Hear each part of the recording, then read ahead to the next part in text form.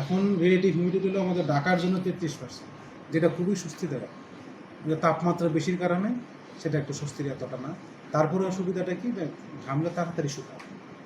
কথা হলো আপনি কোন জায়গায় আছেন, কারণ বাজার আছেন না আগারগা আছেন, গাছের নিচে বসে আছেন না অন্য কোথাও, রোদে হাঁটছেন, তো কন্টিনিউয়াস আপনাকে ঘামটা কেন বেশি হবে? আপনার শরীরের টেম্পারেচার 37+, আর আমাদের বাতাসের তাপমাত্রা আছে 39। তা বাতাসের তাপমাত্রা বেশি, আমাদের শরীরের তাপমাত্রা কম।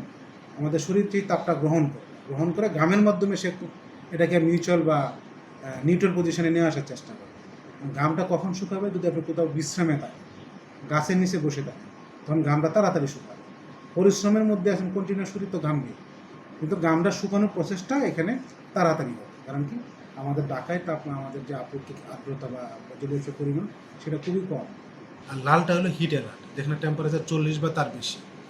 পাশের দাগটা হলো 38 বা তার বেশি, পাশের দাগটা হলো 36 বা তার বেশি। আমাদের অরিজিনালি যেটা দেখাচ্ছে তার থেকে 2 ডিগ্রি বা 3 ডিগ্রি বেশি। এখানে যদি 40 দেখে, আমাদের এখানে 41 বা তার বেশি আছে।